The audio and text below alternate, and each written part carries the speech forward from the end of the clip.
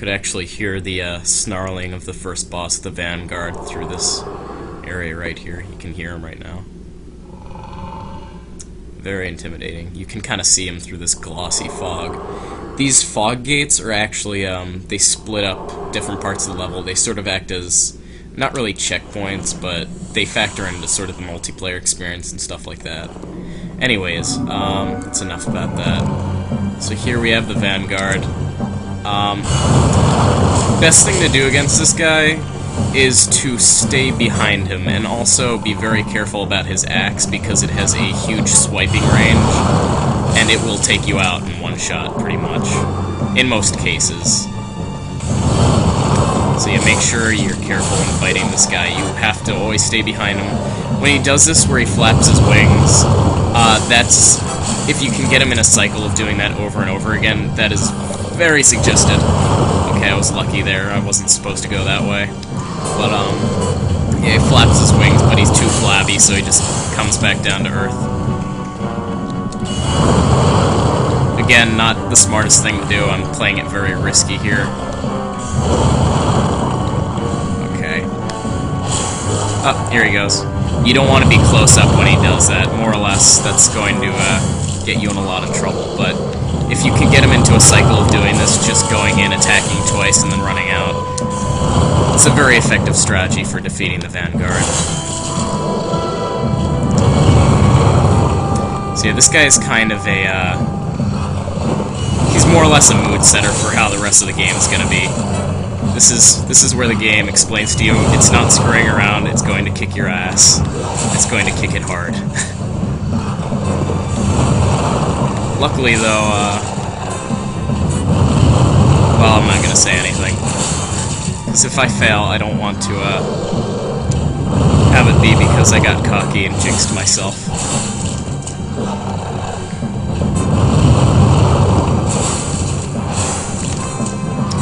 Well, what luck.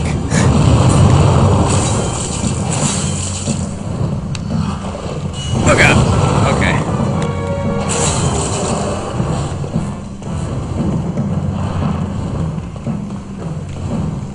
What's he doing? Oh god. I don't like when he does that. He sort of starts to attack, but then he sweeps forward, or he sweeps to the side towards you. That is never a fun situation to be stuck in, the Vanguard. But I believe we have just defeated him. Not too shabby. Alright.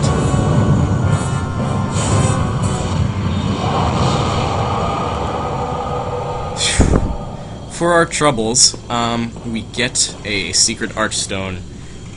Since you're not supposed to defeat that boss, if you die to him, you just go straight to the Nexus, but due to our victory in battle against him, we get to touch this archstone, warp to a new area. And you don't actually see this area unless you defeat the Vanguard, and you don't get another chance to defeat him.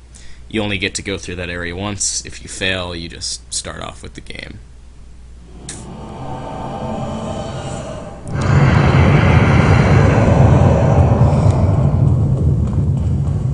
Yeah.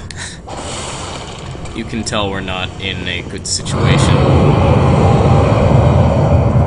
when you hear a roar like that. And as you can see, it's from the Dragon God. We saw this guy in the intro. He is a damned intimidating fellow. So you have these two stairways. They both go down the same area, so it doesn't matter which one you pick. You get some full moon grasses. Basically, this is just a little bonus area. It gives us a few items to start out our quest. And, let's see. Alright, so we getting quite a few full moon grasses. Those are very useful healing items. They're one of the higher tier healing items. The only ones that are better than that are the new moon grasses and the dark moon grasses, which we will get into later. And then what we got back there, and what we just got here, we got back there sharpstone, shards of sharpstone, I believe. Those are used to upgrade weapons, shields, that kind of thing. And then with the renowned soldier souls, those are just kind of miscellaneous souls. You have your inventory right here, and you can see these are basically the only way to save souls. You can use them, and then, let me just show it off right here. You use them, and they go into your little soul bank on the bottom right there. But as soon as you do that, they're open to get taken away from you, because when you die, you lose all of your souls. Sorry if the dragon is yelling over me. I'll stop explaining stuff in just a second, but yeah. Then we have Grey Demon Soul, which tends to give you more souls than normal souls, although in some cases that's not true, because the Grey Demon Soul is a very common demon soul. Or not common, but it's a very base demon soul, so you don't get a lot of souls out of it, but anyways. Most of the time you want to keep demon souls, because they can be used to craft unique weapons, or you can get spells, that kind of thing. Sorry I'm taking so long to explain stuff, let's go get killed.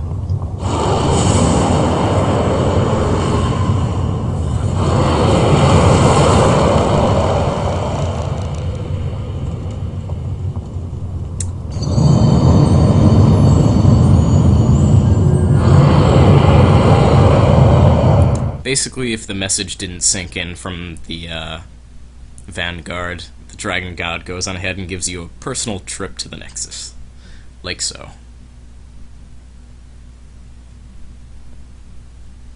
Minus the loading screen, you know. Old King Doran is a boss. Soul of the lost withdrawn from its vessel.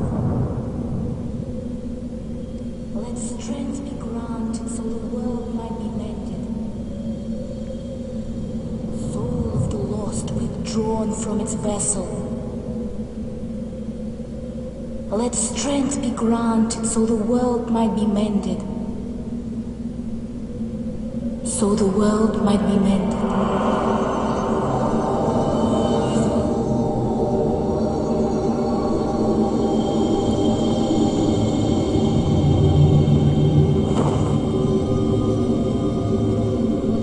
This is the Nexus.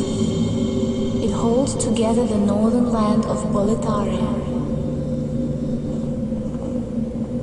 Thou canst not exit the Nexus, but each of the 5 archstones will connect them to